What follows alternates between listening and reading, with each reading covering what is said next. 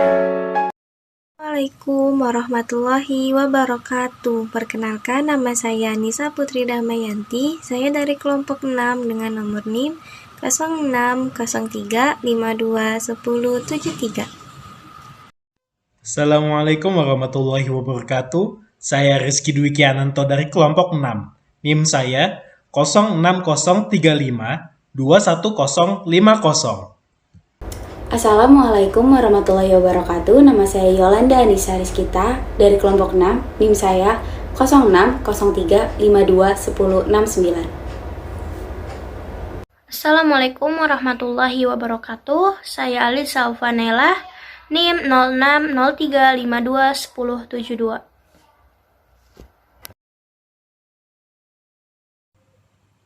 Assalamualaikum warahmatullahi wabarakatuh. Saya Ajeng Lora Sabrina Mazai Permana Putri, NIM 0603521071 dari kelompok 6. Transpersonal berakar dari kata trans yang artinya melampaui dan personal yang artinya pribadi atau diri. Dan di mana psikologi transpersonal adalah salah satu mazhab dari psikologi yang mempelajari tentang potensi yang paling tinggi atau melampaui potensi pribadi dari manusia. Seperti contohnya pengalaman transendental yang dialami oleh manusia, pengalaman spiritual, pengalaman mistik, dan hal-hal yang berkaitan dengan kesadaran yang berada di atas luar ego atau biasa disebut self beyond ego. Assalamualaikum warahmatullahi wabarakatuh. Saya Ajeng Rora Sabrina Mazai Permana Putri, NIM 0603521071. Dan pada kesempatan kali ini, saya akan menyampaikan biografi serta teori dari salah satu tokoh psikologi transpersonal, yaitu Roberto Assagioli.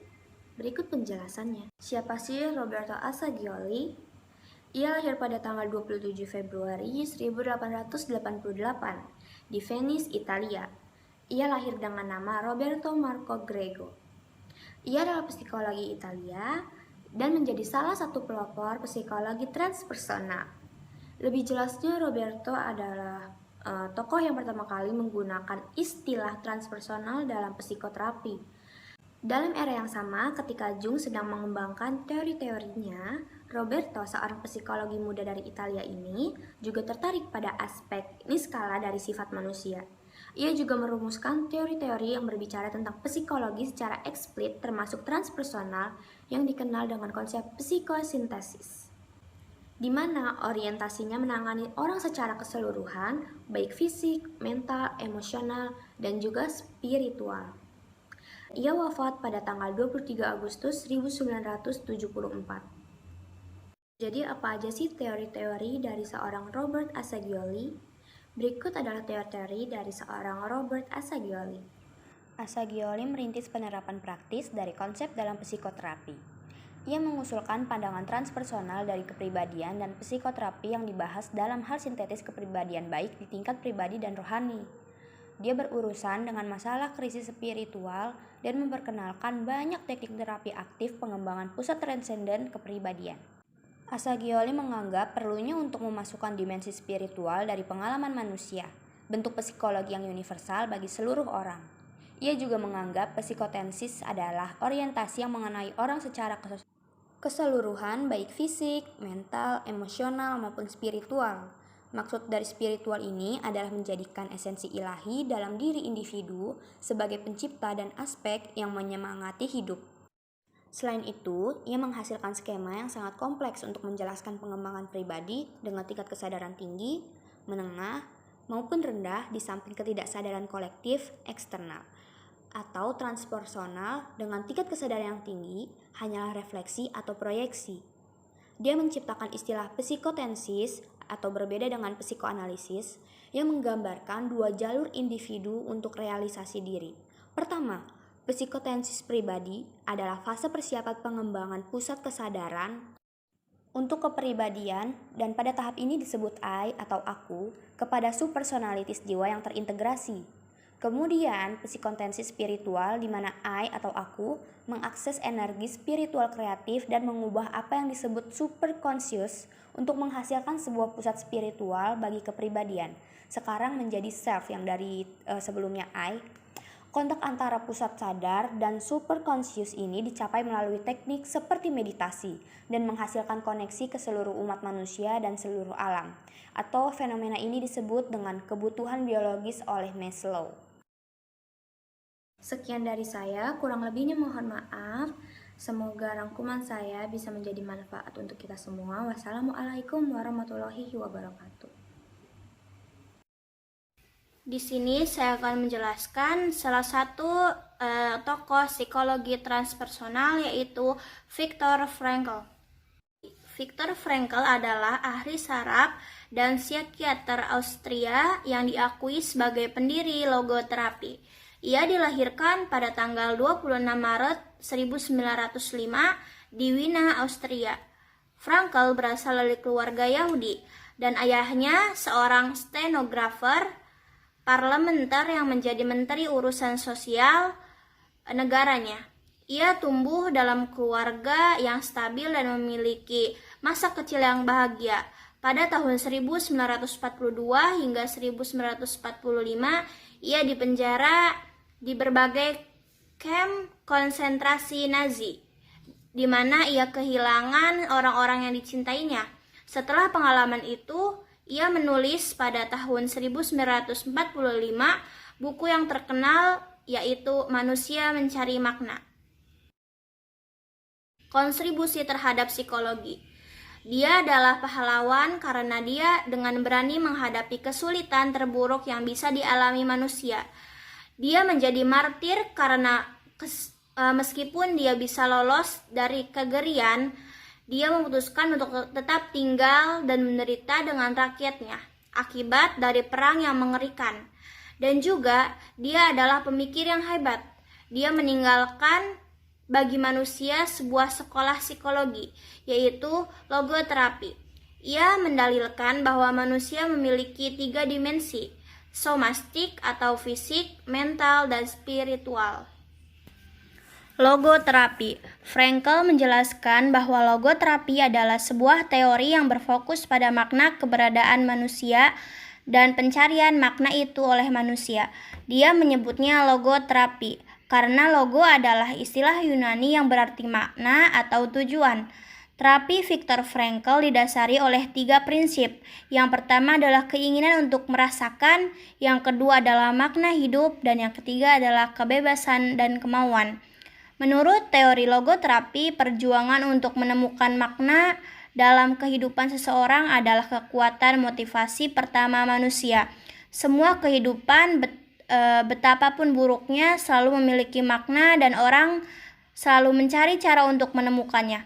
Rasa hidup memiliki kebebasan, bertanggung jawab, mempraktikkan nilai-nilai, memiliki semangat pelepasan dan pengorbanan. Semua itu diperlukan untuk menjadikan kita semua manusia. Rasa hidup memiliki kebebasan, bertanggung jawab, mempraktikkan nilai-nilai, memiliki semangat, dan pengorbanan. Terapi ini yang menunjukkan bahwa manusia bertanggung jawab untuk mengartikan makna hidupnya sendiri. Adalah sebuah teori yang tidak hanya memiliki fokus medis psikologi, tetapi juga antropologis dan filosofis. Berikut adalah karya-karyanya. Mencari Makna Hidup adalah salah satu karyanya yang paling terkenal. Berikut adalah referensinya. Mungkin hanya itu saja yang bisa saya sampaikan. Terima kasih. Assalamualaikum warahmatullahi wabarakatuh. Perkenalkan, nama saya Nisa Putri Damayanti dengan nomor NIM 0603521073. Pada kesempatan kali ini, saya akan mempresentasikan seorang tokoh psikologi transpersonal yang bernama Anthony Sutich. Anthony Sutich ialah seorang pelopor psikologi transpersonal Amerika Serikat pada akhir 1980. Ia lahir pada tanggal 16 April 1907 di Tacoma, wilayah Washington, Amerika Serikat, dan ia wafat pada tanggal 10 April 1970. Sutich juga merupakan seorang konselor berlisensi serta aktivis di bidang psikologi. Sutich mengalami cacat parah karena penyakitnya, yaitu radang sendi yang menyebabkan kelumpuhan. Pada tahun 1941, dia telah membangun reputasi sebagai konselor individu kelompok dan memasuki praktik pribadi penuh waktu. Kemudian sekitar tahun 1968 hingga 1969 ia mendirikan Journal of Transpersonal Psychology dan Transpersonal pada tahun 1972. Pikiran dari Sutich, The Journal of Transpersonal Psychology, yang berjudul Anthony J. Sutich and Appreciation. Sutich membahas bagaimana pandangan atau perhatiannya terhadap satu, mistisme, yang kedua, dimensi spiritual manusia, yang ketiga, filosofi timur kembali dalam kehidupannya. The Journal of Transpersonal Psychology yang berjudul Anthony J. Sutich and Appreciation dilakukan penelitian ini untuk memahami gejala-gejala ruhaniah seperti break experience, pengalaman mistis, ekstasi, kesadaran kosmis, aktualisasi, dan kecerdasan spiritual. Mendirikan Journal of Transpersonal Psychology pada tahun 1928, Sutich memimpin diskusi dalam kondisi berbaring akibat serangan penyakit kronis. Ia memimpin diskusi dengan menggunakan cermin di atas kepalanya. Stanislav pada tahun 1931, Maslow dan Viktor Frankl pada tahun 1905 hingga 1987, kemudian mengusulkan istilah transpersonal bagi gerakan atau aliran psikologi yang mereka rintis. Gambaran selintas tentang psikologi transpersonal ini yaitu menunjukkan bahwa aliran ini mencoba untuk menjajaki dan melakukan telaah ilmiah terhadap suatu dimensi yang sejauh ini lebih dianggap sebagai garapan kaum batinan, rohaniawan, agamawan, dan mistiskus. Sumber referensi yang saya dapatkan mengenai tokoh psikologi transpersonal yaitu Anthony J. Sutich. Sekian, kurang lebihnya mohon maaf. Wassalamualaikum warahmatullahi wabarakatuh. Pada kesempatan kali ini, saya Yolanda Anissa Rizkita dengan NIM 0603521069 akan menjelaskan tokoh transpersonal yaitu John Rowan. Psikologi transpersonal berasal dari kata trans yang artinya melampaui, dan dari kata pesona yang artinya topeng. Transpersonal bermakna sesuatu yang melampaui gambaran manusia yang nyata atau yang terlihat. Psikologi transpersonal juga adalah salah satu cabang ilmu psikologi yang mengintegrasikan aspek spiritual dan transendensi pengalaman manusia menggunakan kerangka psikologi modern. John Rowan. Rowan lahir tanggal 31 Maret 1925 di Wiltshire dan wafat pada 26 Mei 2018 di London. Dia bekerja dalam mengeksplorasi psikologi transpersonal dan menulis tentang konsep subpersonal. Dia menggambarkan pendekatan terapeutiknya sebagai humanistik, eksistensial, otentik, relasional, dan transpersonal. Dia adalah eksponen gagasan tentang diri dialogis, perkembangan selanjutnya dari teori subpersonalitas. Menurut Rowan, definisi singkat terbaik tentang pengalaman transpersonal adalah bahwa itu pengalaman yang melibatkan perluasan atau perluasan kesadaran di luar batas ego biasa dan di luar batasan waktu atau ruang. Pendapat dari Rowan, psikoterapi adalah tentang keberanian seseorang untuk membuka apa yang ada di dalam dirinya. Metode-metode spiritual juga sebagai cara memberanikan diri membuka apa yang ada di dalam diri.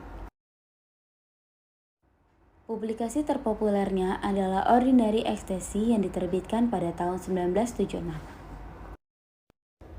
Sekian penjelasan dari saya, kurang lebihnya mohon maaf. Wassalamualaikum warahmatullahi wabarakatuh. Pada kesempatan kali ini, saya akan menjelaskan salah satu tokoh psikologi transpersonal, yaitu Stanislav Grof. Biografi Stanislav Grof. Lahir 1 Juli 1931. Ia juga dikenal sebagai Stan Grof. Dan ia psikiater kelahiran Ceko yang telah tinggal di Amerika Serikat sejak tahun 1960-an. Grof adalah salah satu pengembang utama psikologi transpersonal dan penelitian tentang penggunaan keadaan kesadaran yang tidak biasa untuk tujuan mengeksplorasi, menyembuhkan, dan memperoleh pertumbuhan wawasan ke dalam jiwa manusia. Pemikirannya Yang pertama, psikedelik dan pernapasan. Yang kedua, hilotropik dan holotropik. Yang ketiga, hipotesis tentang pengalaman mendekati kematian. Yang keempat, kartografi jiwa yang diusulkan. Yang kelima, penghalang sensorik dan hambatan biografis rekolektif. Yang keenam, pertemuan dengan kelahiran dan kematian. Pemikiran berkaitan dengan psikologi. Dia telah mengembangkan pemahaman tentang domain bawah dasar yang terungkap di bawah pengalaman LSD yang membentuk dasar bagi psikologi radikalnya.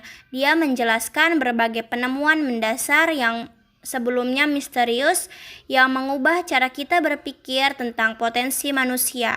LSD memiliki potensi untuk digunakan dalam studi psikozofrenia, psikiatri, dan psikoterapi, serta perannya dalam pemahaman yang lebih dalam tentang seni, mitologi, dan agama. Alam ketidaksadaran manusia adalah pengantar klasik Stanislav Grof untuk keadaan kesadaran yang tidak biasa. Karya-karyanya, yang pertama Holotropic Breathwork, yang kedua The Transpersonal, yang ketiga When the Impossible. Berikut adalah referensinya. Mungkin hanya itu saja yang bisa saya sampaikan. Terima kasih. Assalamualaikum warahmatullahi wabarakatuh. Perkenalkan, nama saya Nisa Putri Damayanti. Saya dari kelompok 6 dengan nomor NIM 0603521073. Pada kesempatan kali ini, saya akan mempresentasikan seorang tokoh psikologi transpersonal yang bernama Maurice Buck. Richard Kanada Buck merupakan salah satu tokoh psikologi yang kurang dikenal dalam bidang psikologi. Maurice Buck lahir pada tahun 1937 di Medford, Inggris. Saat Maurice berusia 1 tahun, orang tuanya berimigrasi ke Kanada dan kemudian menetap di London, Ontario. Maurice Buck pernah terdaftar sebagai mahasiswa kedokteran McGill University di Montreal. Meskipun dia berlatih kedokteran umum, tetapi dia penuh juga kekhusyuan diri di bidang psikiatri. Pada tahun 1876, Maurice Buck menjadi pengawas di Rumah Sakit Jiwa di Hamilton, Ontario, dan kemudian menjadi kepala Rumah Sakit Jiwa pada tahun 1877. Pada tahun 1872, Maurice Buck mengalami pengalaman mistik yang mengubah hidupnya yang dia sebut sebagai kesadaran kosmik. Pemikiran Maurice Buck selain menggambarkan pengalamannya, Maurice Buck juga mengemukakan teori yang mengatakan bahwa manusia mampu mengalami 3 tahap utama dari kesadaran sederhana, kesadaran diri, dan kesadaran kosmik, yang merupakan kesadaran yang jarang dialami oleh manusia. Yang pertama ialah kesadaran sederhana. Kesadaran sederhana yaitu kesadaran yang semata-mata tidak dimiliki oleh manusia saja, tetapi dimiliki oleh hewan juga.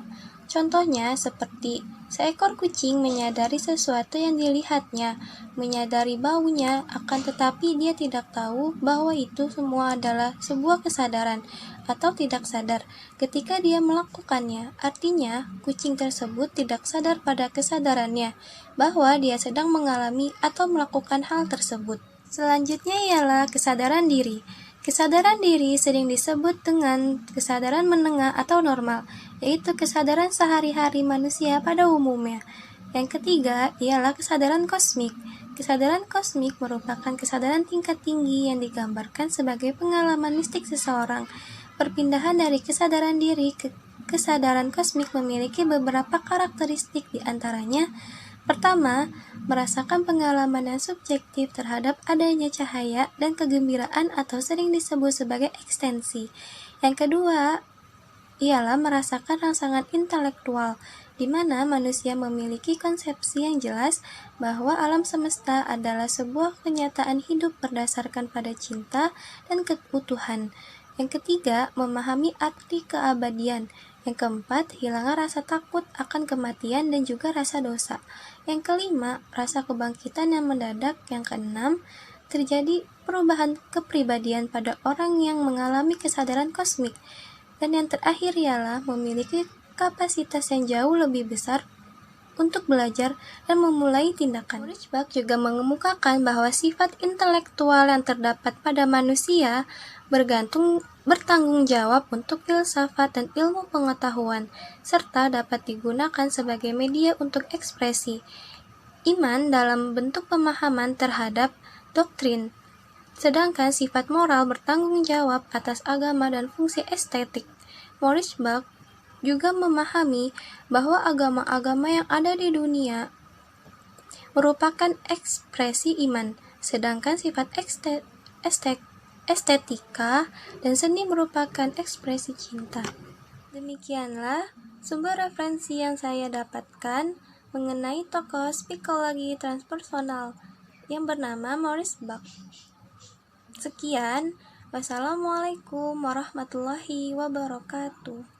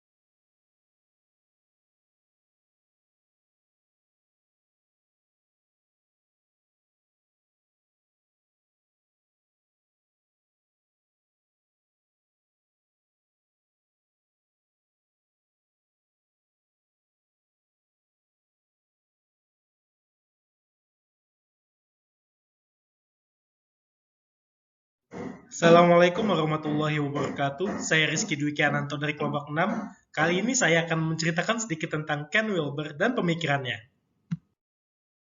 Kenneth R. Wilber II atau yang biasa dipanggil dengan Ken Wilber adalah seorang filsuf Amerika Serikat dan penulis tentang psikologi transpersonal dan teori integralnya sendiri. Ia lahir pada 31 Januari 1949 di Oklahoma City. Pada tahun 1973, dalam usianya yang masih muda, yakni 24 tahun, ia menerbitkan buku pertamanya yang berjudul The Spectrum of Consciousness. Dalam buku-buku yang telah ditulisnya, Wilber tetap konsisten mengusung paradigma baru dalam mempelajari kesadaran manusia. Psikologi spektrum menjadi ikon setiap karyanya. Filsafat Wilber dipengaruhi oleh Buddhisme Madhyamaka, khususnya sebagaimana diartikulasikan dalam filsafat Nagarjuna. Integral teori all quadrants all levels, atau yang disingkat dengan AQUAL, adalah kerangka dasar dari teori integral. AQUAL didasarkan pada 4 konsep dasar, yakni 4 kuadran, beberapa tingkat dan garis perkembangan, beberapa kondisi kesadaran, dan tipe. Kemudian, Wilber dan sains. Wilber menggambarkan keadaan ilmu keras saat ini sebagai terbatas pada ilmu sempit, yang hanya memungkinkan bukti dari alam kesadaran terendah, sensori motor atau panca indera dan perluasannya. Wilber melihat sains dalam arti luas yang ditandai dengan melibatkan 3 langkah. Yang pertama adalah menentukan percobaan, yang kedua melakukan percobaan dan mengamati hasilnya, dan yang terakhir memeriksa hasil dengan orang lain yang kompeten melakukan percobaan yang sama. Berikut adalah karya-karya dari Ken Wilber. Yang pertama adalah The Spectrum of Consciousness yang dirilis pada tahun 1977.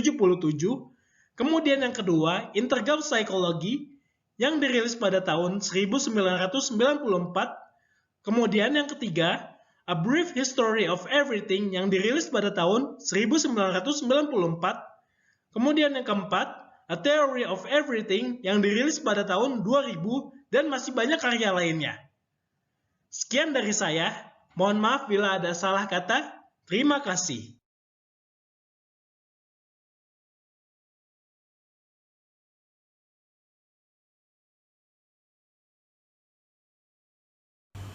Assalamualaikum, saya Ajeng Roro Sabrina, NIM 0603521071, dan pada kesempatan kali ini saya akan menyampaikan biografi serta teori dari salah satu tokoh psikologi transpersonal, yaitu George Ferrer. George Ferrer lahir pada tanggal 30 Oktober 1968 di Spain. Ia adalah seorang psikolog Spanyol dan pemikir partisipatif yang tinggal di Amerika Serikat. Ia terkenal karena karyanya yang menjembatani teori partisipatif dengan psikologi transpersonal, studi agama, pendidikan integral, dan seksualitas serta hubungan intim. Ferrer memperoleh ijazah psikologi klinikalnya pada tahun 1991 dari University Barcelona. Ia belajar di tahun terakhirnya sebagai sarjana Erasmus di University Cardiff yang bertempat di Wales, United Kingdom, di mana dia dianugerahkan hadiah George Westby untuk karangan terbaik yang ditulis oleh seorang pelajar sarjana. Dia mengajar kelas pertamanya mengenai psikobiologi di Pusat Pengkajian Psikologi University Barcelona. Setelah ia menyelesaikan bagian empirikal penyelidikan kedokterannya pada tahun 1993, Ferrer pergi ke Amerika Serikat untuk mengikuti ijazah PhD-nya di California Institute of Integral Studies. Dan pada tahun 1998, dia mulai mengajar di California Institute of Integral Studies dan Institut Psikologi Transpersonal. Dan pada tahun 2000, ia menjadi pengajar inti di California Institute of Integral Studies. Berikut teori dari George Ferrer. George Ferrer berpendapat bahwa fenomena transpersonal adalah sebuah partisipasif dan juga kreatif. Ia juga mendefinisikan peristiwa ini sebagai kemunculan makhluk transpersonal yang dapat terjadi tidak hanya di lokasi individu, namun juga dalam hubungan, masyarakat, identitas kolektif, atau tempat. Gerakan transpersonal memberikan posisi yang sentral bagi spiritualitas dalam memahami hakikat manusia, masyarakat, dan alam semesta. Dalam menegaskan hal ini, Ferrer menyatakan, ahli teori transpersonal biasanya menganggap jiwa tidak hanya sebagai esensi dari sifat manusia, tetapi juga sebagai dasar, tarikan, dan tujuan evolusi kosmik.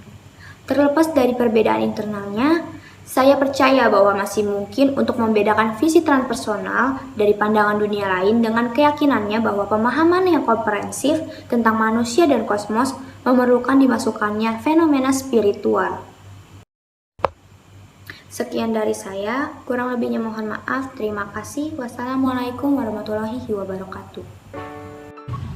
Sekian video presentasi dari kelompok kami. Kurang lebihnya Mohon maaf. Terima kasih. Wassalamualaikum warahmatullahi wabarakatuh. warahmatullahi wabarakatuh.